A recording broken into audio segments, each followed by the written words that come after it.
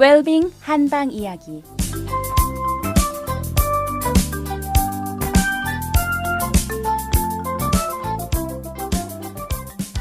안녕하세요. 달빛 아니온 원장 김동영입니다. 어제는 폐와 관련해서 감기를 어떻게 치료하는지 살펴보았습니다. 오늘은 기침에 관하여 살펴보고자 합니다. 기침도요, 그 종류가 아주 다양합니다. 많은 분들께서요, 기침은 똑같은 기침으로 똑같이 치료할 수 있는 것으로 생각하지만요, 사실은 그렇지가 않습니다. 이렇게 다양한 기침을요, 우리는 크게 두 가지로 나눌 수가 있는데요. 우선 하나는 감기를 걸린 후에 그 기침이 나는 것처럼 외부로부터 나쁜 사기가 우리 몸에 들어온 이후에 그 발생하는 기침이 있을 수 있고요.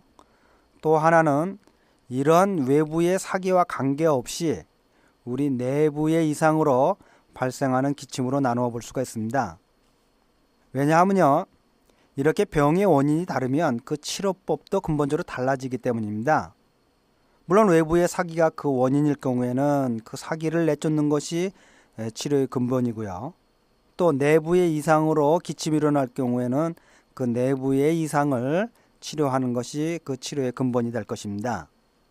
그러나 이렇게 외부로부터 그 원인이 있건 내부로부터 그 원인이 있건 간에 기침은 모두 폐와 관련이 있고요. 또 이 폐의 기운이 제대로 소통되지 못하고 위로 역행하면서 일어난다는 겁니다. 즉, 그 중심에 폐가 있게 되는 거죠. 우선 외부로부터 사기가 들어와서 기침을 하게 되는 경우에는요, 그 원인은 우리가 이전에서 살펴본 것처럼 외부로부터 사기가 들어올 때는요, 우리 몸에 체표, 즉 피부를 통하여 들어온다고 했죠. 그런데 피부를 통하여 외부에서 사기가 들어올 때는요, 우리 몸에서도 즉각적으로 이에 대응을 하게 되겠죠. 그래서 피부에서 이 사기와 전기가 서로 전투를 벌이게 됩니다. 그러면 이전에 살펴본 것처럼 우리 몸의 피부를 통해서 이루어지던 피부 호흡이 제대로 이루어지지를 못하는 겁니다. 그럼 어떻게 됩니까? 폐의 기운이 피부를 통해서도 상당히 많은 기운이 발산되는데요. 이 기운이 발산되지 못하고 막히니까 어떻게 했습니까? 어디로든지 발산을 해야 될 것이 발산이 못함으로 인해서 유일하게 열려있는 코를 통한 호흡으로 그 기운이 몰리게 되는 겁니다. 따라서 우리가 피부가 막히면 기침을 하게 되고 그 기가 폐의 기가 위로 솟구치게 되는 겁니다. 따라서 근본적인 치료법은 어떻습니까? 우선 폐의 기운이 전신을 통해서 잘 발산될 수 있도록 피부를 열어주는 것, 즉 폐의 기운을 발산시켜주는 것이 중요한 치료법이 되겠죠. 그 다음에는 이러한 폐의 기운이 위로 역행하는 습관이 들린 것을 아래로 잘 소통할 수 있도록 해주는 약들을 적절히 넣어서 치료하게 되면 그 기침은 저절로 멈추게 되겠죠. 그런데 많은 경우에요, 이 감기와 함께 오는 기침의 경우에 감기가 다 나았는데도 불구하고 기침만이 남아있는 경우가 많이 있습니다.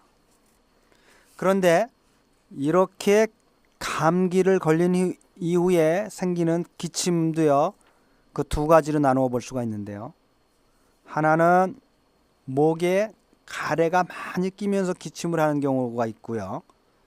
또 하나는 목에 가래가 전혀 없이 마른 기침을 하는 경우로 나눠서 그 치료법이 달라지게 됩니다.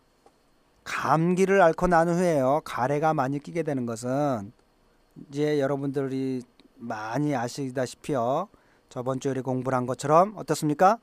감기를 앓는 동안에 그 폐의 기운이 피부가 막혀서 바깥으로 나가지 못하므로 폐의 기능이 제대로 활발하게 발휘가 못된 겁니다. 그럼 폐는 무엇과 밀접한 관련을 갖고 있습니까? 우리 몸의 수액대사와 밀접한 관련을 갖고 있죠. 따라서 그렇기 때문에 피부를 통해서 발산하던 많은 수분이 제대로 발산이 못함으로 인해서 폐에 이게 뭉쳐 있게 되는 겁니다. 따라서 이렇게 감기를 앓으면 쉽게 가래가 끼게 되는 겁니다. 이런 경우의 기침은 폐의 기운이 잘 발산되도록 도와주는 약을 쓸 뿐만 아니라 어떻게 하겠습니까? 기본적으로 그 중심에 가래가 있기 때문에요. 가래를 삭혀주는 약을 동시에 써야만 되는 겁니다. 이렇게 치료를 하게 되면 기본적으로 잘 치료가 됩니다. 일전에 국민학교 남학생이 누나가 치료를 받기 위해서 한의원에 올 때 같이 따라온 적이 있습니다. 그런데 이 아이를 보니까 누나가 치료받는 내내 기침을 계속하고 있는 겁니다. 물론 감기가 걸렸었다고 하는데요. 감기는 다 나았는데 가래를 끊는 소리를 하면서 기침을 계속하고 있어서 그 누나를 치료하는 이후에 그 아이를 진찰하고 그 자리에서 약을 지어줬습니다. 그랬더니 누나가 침을 맞고 기다리는 동안에 그 아이의 기침이 가라앉고 멈추게 되었습니다. 이런 경우가 대표적으로 감기의 후유증으로 생긴 기침인데 그 기침의 중심에 가래가 있다는 것이었습니다. 또 한 분은요, 나이 드신 분께서 오셨는데요. 감기가 걸려서 기침이 일어나는데 감기는 거의 다 났는데 기침이 계속 끊이지 않는다는 겁니다. 그런데 이분은 평소에도 이와 같은 기침으로 이전에 오랫동안 고생을 하신 적이 있던 분이었습니다. 그래서 진찰을 하고 자세히 살펴보니까 가래가 전혀 없는 전형적인 마른 기침이었습니다. 이런 경우에는요, 기침이 계속되는 이유가 폐가 쉽게 이분은 마른다는 겁니다. 폐가 너무 말라서 폐에 그 적절한 수분과 습기가 없어지면 어떻게 됐습니까? 폐기균이 아주 힘들어합니다. 따라서 이분은 폐기가 약하고 건조해져서 생기는 기침이었습니다. 그래서 물론 기침의 근원인 폐기가 잘 퍼지지 못하는 것을 잘 퍼지게 해주고요. 이분은 특히 폐가 부드럽고 습하고 윤활할 수 있도록 도리어 폐에 적절한 보습해주는 약을 써서 치료를 하게 됐습니다. 그래서 이분의 경우에도 치료가 잘 돼서 원만하게 끝났습니다. 이렇게 감기를 포함해서 기침까지요. 양의학적으로는 어떻게 치료할 수 없는 질병들이지만요. 한의학에서는 그 병의 원인과 치료까지 이론적으로 잘 발달되어 있을 뿐만 아니라 그 임상의 실제에서도 치료 효과가 아주 좋습니다. 감기는 여러분들이 잘 알다시피 서양의학에서도 만병의 근원이라고 하고요. 동양의학에서도 만병의 시작이 감기에서 일어나는 것으로 보고 있습니다. 그래서 간단한 것 같지만요. 실제로 그렇게 간단하지 않고요. 또한 감기는 쉽게 여러 가지 합병증을 유발할 수 있는 병의 기본적인 출발점입니다. 그래서 물론 감기는 특별한 치료가 없이도 적절한 휴식을 취하면 잘 낫는 병이기도 합니다. 그러나 만약 감기를 오래 끓고 계신 분이거나 또는 감기가 아주 심하신 분들은 그저 고생만 하시지 마시고요.